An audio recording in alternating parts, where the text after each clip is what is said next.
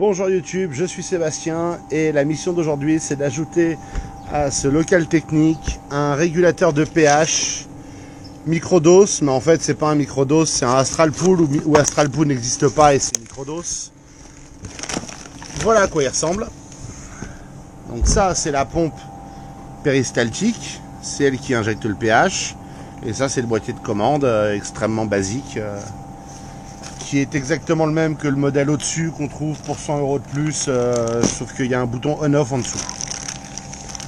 On a les brides qui vont sur les conduits de la piscine pour la sonde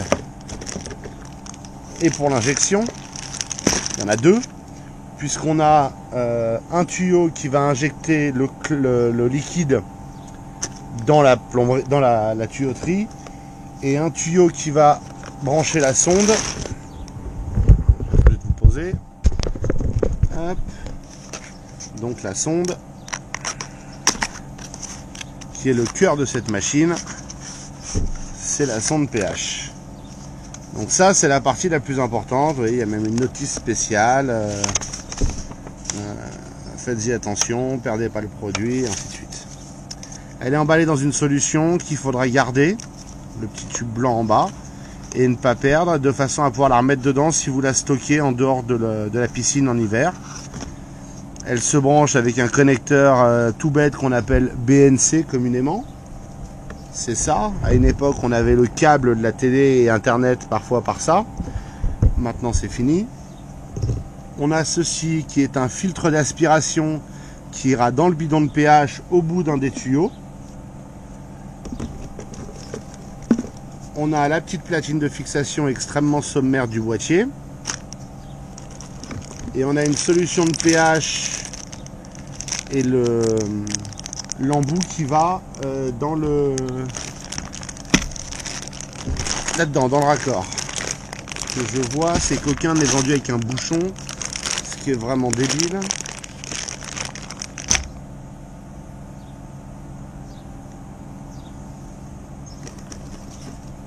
Et là, on a l'embout pour l'injection du pH.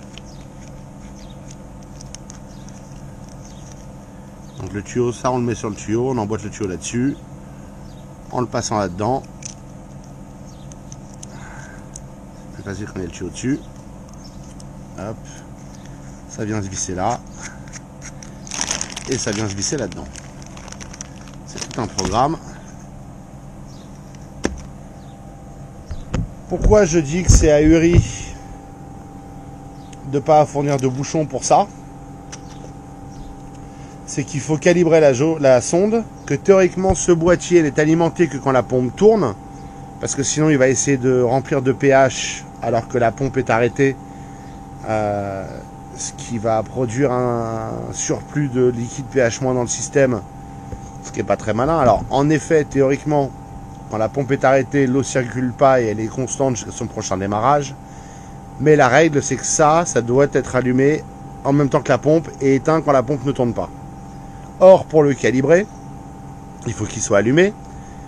Et donc, pour le calibrer, il faut sortir la sonde pH du système pour la mettre dans la solution, qui est une solution pH 7. Hein. Mais si on la sort du système et qu'on allume la pompe, on va foutre de l'eau partout. C'est un peu ahuri. Donc la solution, c'est d'aller sur internet, à mon avis, et de commander un bouchon pour ça.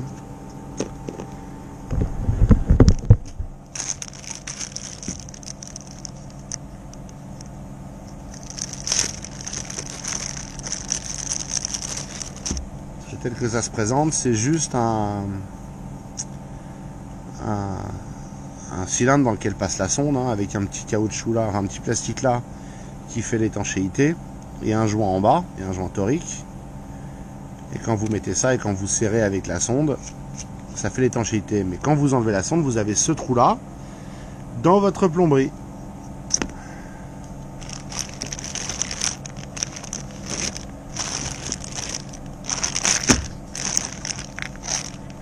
On ne félicitera personne pour la conception du kit.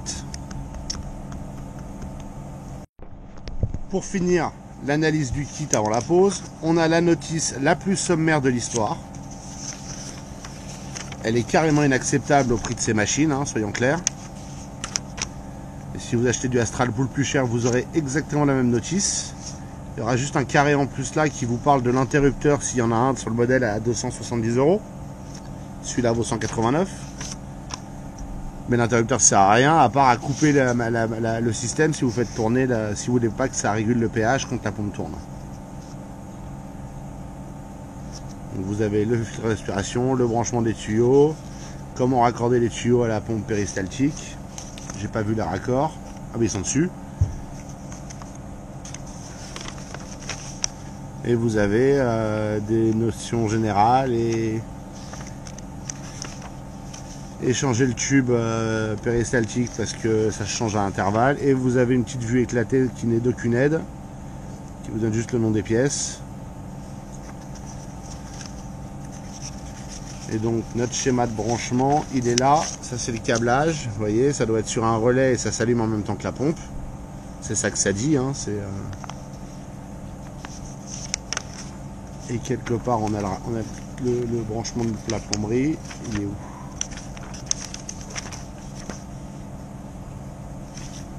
Manuel d'installation. Il y a forcément un schéma de branchement, c'est pas débile quand même. Peut-être. Et ça, c'est comment calibrer. C'est très très technique.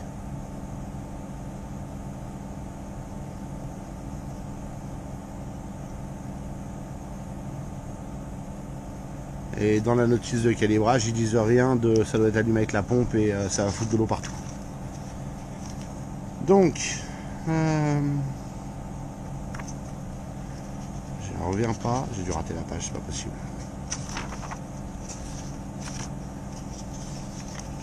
C'est pas ça. C'est pas ça.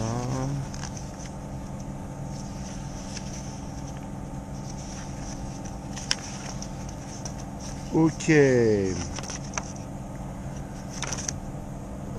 Alors, on va arrêter le système. Voilà. Moi je nettoie la pompe aussi. Dans la mesure où il n'y a pas de schéma de branchement de la plomberie, ce qui est complètement débile, on doit prendre le dosage du pH après la pompe.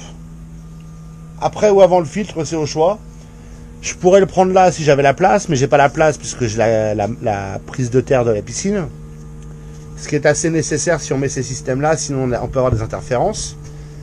Donc, moi, mon système, l'eau arrive là-bas, la pompe est là, le filtre est là, ça repart du filtre, ça va là, il y a la pompe à chaleur juste de l'autre côté qui ralentit.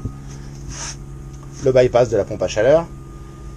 Ça, c'est le retour. Et moi, du coup, je vais me prendre ici pour la sonde, donc après la pompe à chaleur. Puisque avant j'ai pas vraiment la place, et je vais faire l'injection probablement ici à l'horizontale, je pense. Je vais réfléchir encore un peu, ou je vais faire l'injection ici, puisque j'ai l'intention de rajouter un électrolyseur qui prendra ici, peut-être avec un bypass pour aller là-bas, je ne sais pas. Ça va dépendre de l'électrolyseur, ou alors je couperai là et je descendrai et je me ferai un bypass complet. C'est peut-être aussi une solution. Donc voilà comment ça se passe. Mais le principe, c'est de prendre le pH avec la sonde après la pompe, avant ou après le filtre, ça dépend de votre installation. Il faut que la sonde soit verticale sur les tuyaux.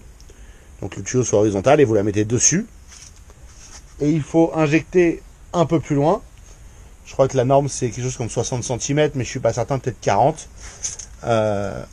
Injecter le produit. L'injection peut se faire verticale, horizontale, en diagonale, peu importe. Ça ne change pas grand chose, puisque le débit d'eau dans le circuit va aspirer le liquide de toute façon. Voilà pour le complément d'information par rapport à la notice, auquel il manque clairement une page. La première étape, c'est facile, on fixe la petite platine qui va derrière, et on peut mettre le boîtier. Dans mon cas, je passe le fil au-dessus, puisque je vais le ramener comme ça. C'est comme il faut pour votre installation. Maintenant, on va recouper la piscine. Alors, hop là.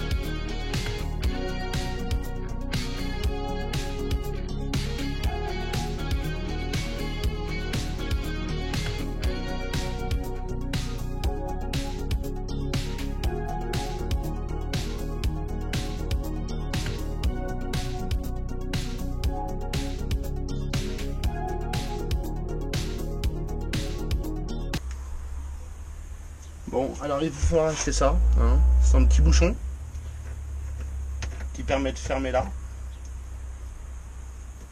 Ce qui va nous permettre de rallumer la pompe. Hop. Et hop. Et de voir si ça fonctionne. Et que ça ne fuit pas. Attention les yeux. Qu'est-ce que j'ai fait? Ah oui, c'est normal. On remet le jus d'abord.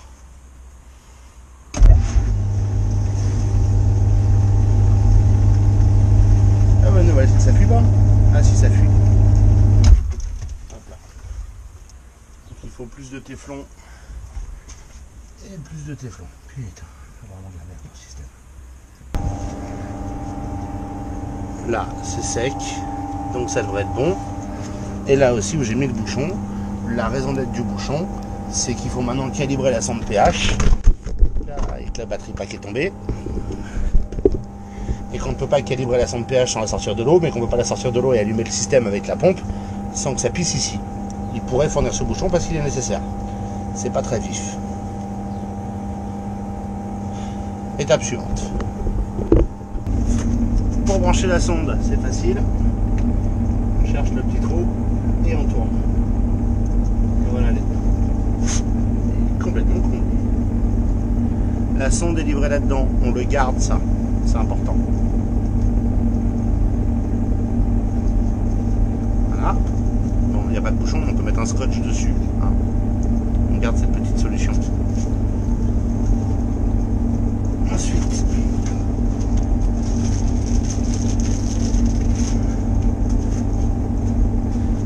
on prend le truc de pH 7 qui est livré avec. On l'ouvre. On essaie de pas en foutre partout. C'est pas très grave.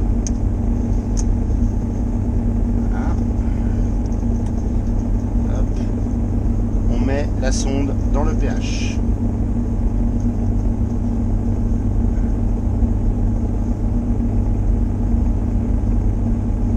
On sait que c'est pas bon parce que ça c'est du pH 7, c'est sûr.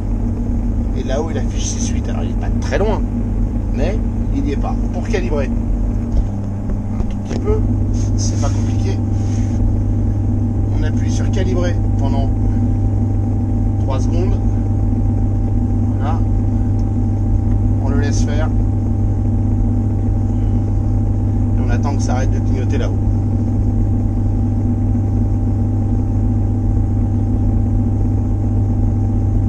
Voilà, il a fini.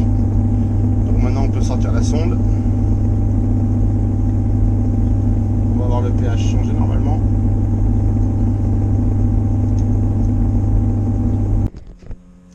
On enlève le bouchon, on ferme ça, ça produit bien.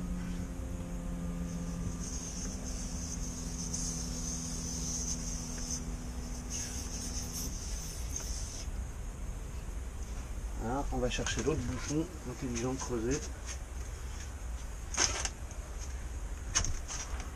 On passe ça sur la sonde, dans le bouchon. On met tout ce petit monde dans le trou. On plaque la sonde sur le bouchon et on est satisfait et on visse. À la main, c'est pas la peine de serrer avec une pince là.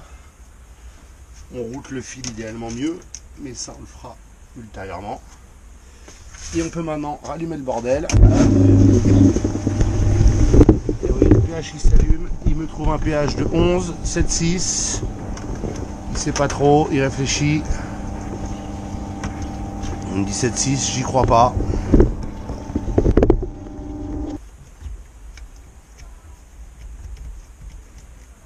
Hop.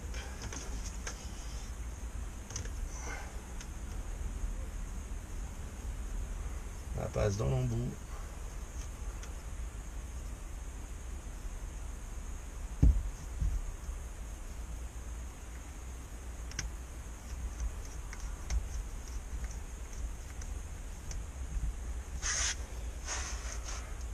Et on rallume.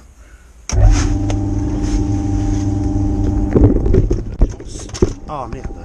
Tant pis. Batterie par terre, c'est pas grave.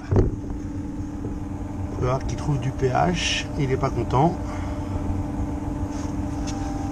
On peut vérifier la consigne en appuyant sur 7. SP73. Ce qui est très bien, 7.3, on le laisse comme il est. Voilà, il reprend sa vie. Et maintenant, ce qu'on veut, c'est que ça pompe. Ça prend un certain temps, mais vous allez le voir monter là, ici. Vous allez voir petit à petit s'aspirer. Donc au début, il injecte pour rire, hein, et il tourne en continu.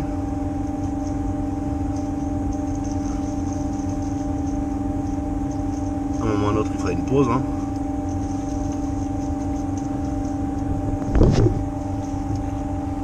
Je le raccourcirai peut-être quand j'aurai l'électrolyseur aussi. De toute façon, ce tuyau n'a pas besoin d'être aussi long. Mais l'emplacement est pas mal.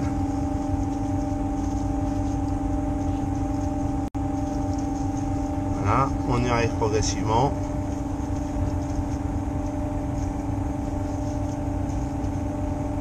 Hop, hop. Ça y est, on absorbe du pH maintenant, du pH-. Est-ce qu'on va le voir s'injecter de l'autre côté? Ouais, ça y est, il descend de l'autre côté là, vous le voyez descendre. Doucement, mais vous voyez descendre.